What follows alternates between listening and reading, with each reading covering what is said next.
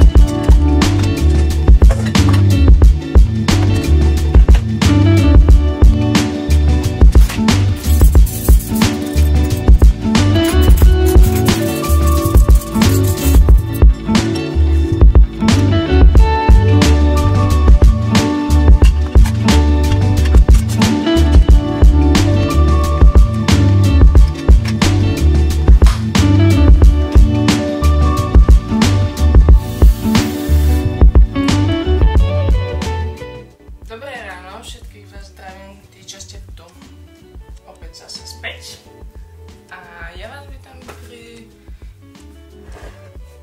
mojej druhej káve. Ukážem vám jeden hack.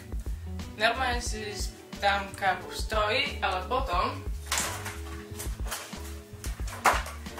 aby sme mali trošku viacej jesenného vibu, tak si tam dám, vyzerá to takto.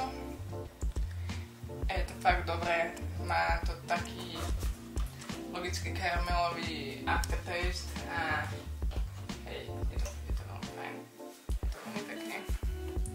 Som sa bála, že to bude veľmi sladké, ale keď si to dáte do kávy vyslovene ako miesto mlieka, tak je to úplne v pohode. Dnes sa presunieme ďalej. Tu na už Atos sa zaklincoval. Tým myslím akože pripravil na doobedný šlofík.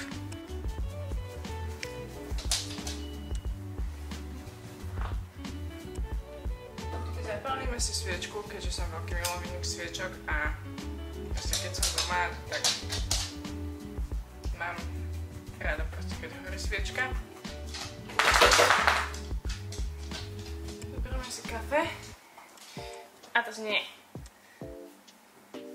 Sadni si. Milášku, sadni si. Áno. Moja sestra nahrala video pre svojich spolužiakov. A ja z toho mám na krajičku. No, dobre.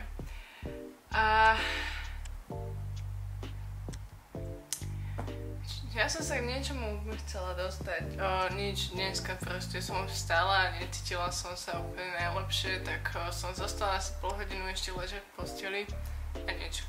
Potom klasika, vstala som, spravila som si jedlo, zobrala som ma to sebou, ten už tu vedľa mňa leží a dnes som si naordinovala taký kind of pohodový deň, lebo už cítim, že to potrebujeme, je toho veľa a okrem toho sa musím vlastne učiť na... musím sa učiť na skúšku, takže nebudeme nič pušovať, okrem toho potrebujeme ísť do aviónu, lebo jedno z detí si potrebuje dnes kúpiť gate a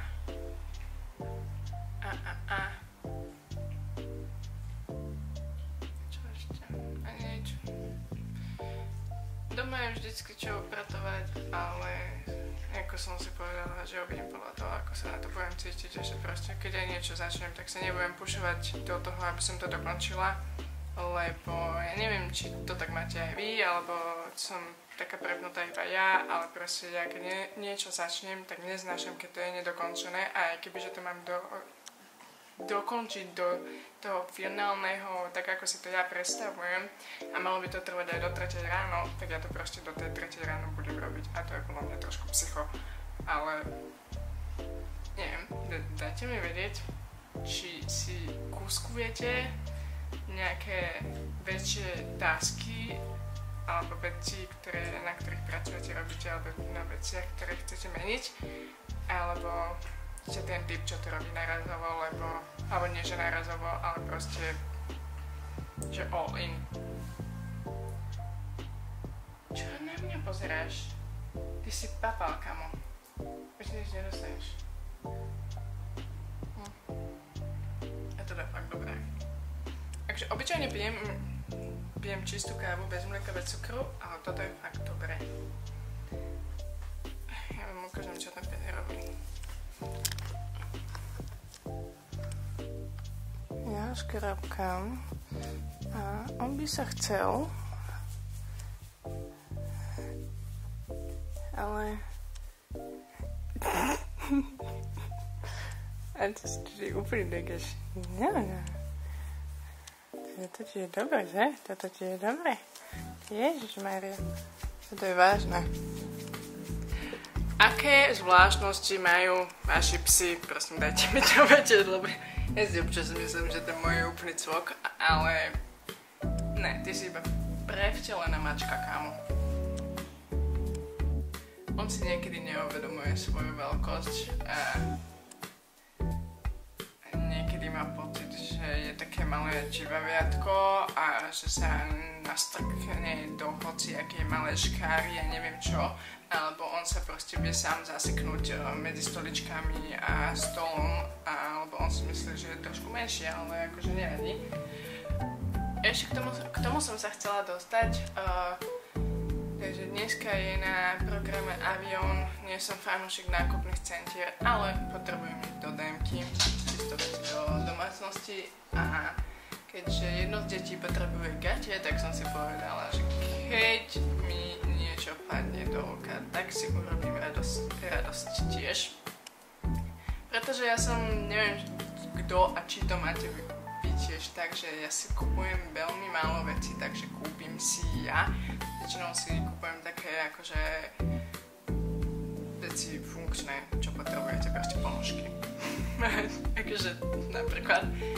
A proste fakt 70% môjho šatníku sú to prevažne nové veci a fakt pekné veci, ale sú to veci vždycky, že od niekoho. Moja mamina napríklad, keď si vytriedil šatník, že a toto som mala na sebe vlastne iba raz. Chápete, že vždycky som bola ten človek, že som si povedala, že asi by som si to nekúpila, ale však keď už, tak daj. Čiže hej, z tohto sa skladá môj šatník, to je to moja sestra a moja teta. Proste mám pozbieraný šatník zo šatníkov niekoho iného. Čo si nehovorím, že je zlé, mám aj pekné veci, ktoré som buď dostala takže na Vianoce, alebo že som si ich proste prijala, alebo áno, mám aj také, ale som si tak povedala, že už toto robiť nebudem, lebo potom sa mi zrazu nakopia v šatnej skrini a chcem si pretriediť skriňu, lebo si myslím, že mám veci, ktoré proste nenosím a presne sú to práve také veci, ktoré sa u mňa objavili takýmto spôsobom. Trochu som sa rozkecala, ale v krátkosti som chcela povedať, že ak mi tam niečo padne do oka, tak si to kúpim. Takže tak. Hej.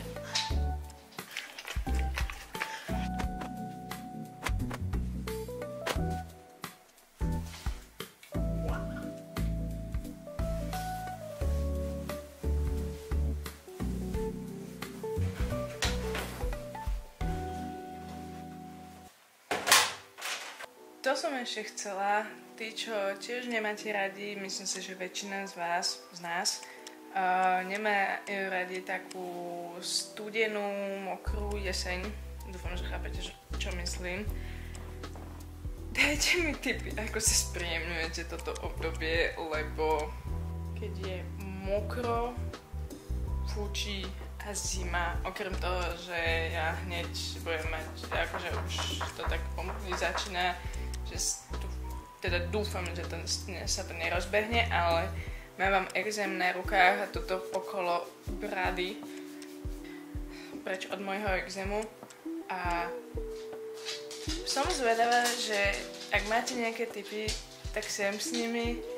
Ja mám nejaké tiež, možno by som ich buď napísala pod video do komentu, alebo hej, poďme sa o tom baviť v komentároch, ako by sme si to mohli zlepšiť. Čiže dúfam, že niečo spoločne vymyslíme. Nechcem stráviť mesiac alebo 2 z roku iba tak, že odpočítavam dni do Vianoc a potom odpočítavam do Silvestra, potom medzi tým už bude niekde viacej snehu, čiže sa bude dať ísť na snowboard, ale akože dovtedy to treba nejako akože pekne v miery a pohode psychické prefungovať. Čiže tak, dajte vedieť a my sa vidíme v avióne. No, sme oblečení. Obyčajné tričko, kabát, čierne adidasy a ideš.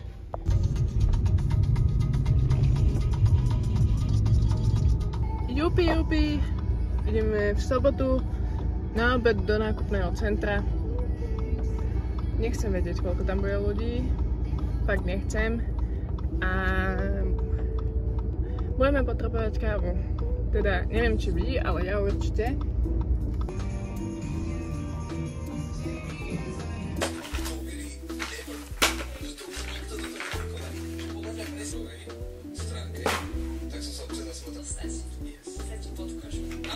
Dobre. Našla tu ten ďalší.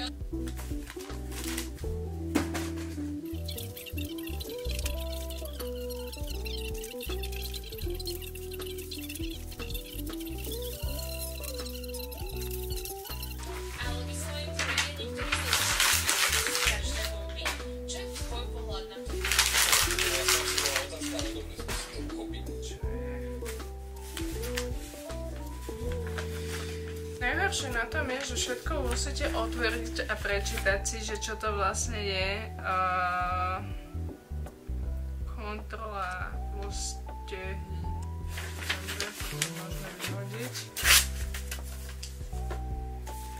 Aby ste na to nevyhodili niečo, čo bolo nebude podstatné.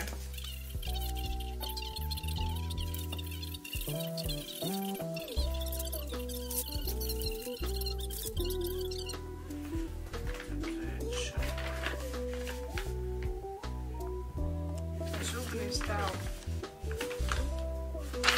To vyhodíme. A našla som tu túto vizitku. Či to vidíte. A v tomto štúdiu som sa dala spontánne potetovať v Barcelone. Xanax.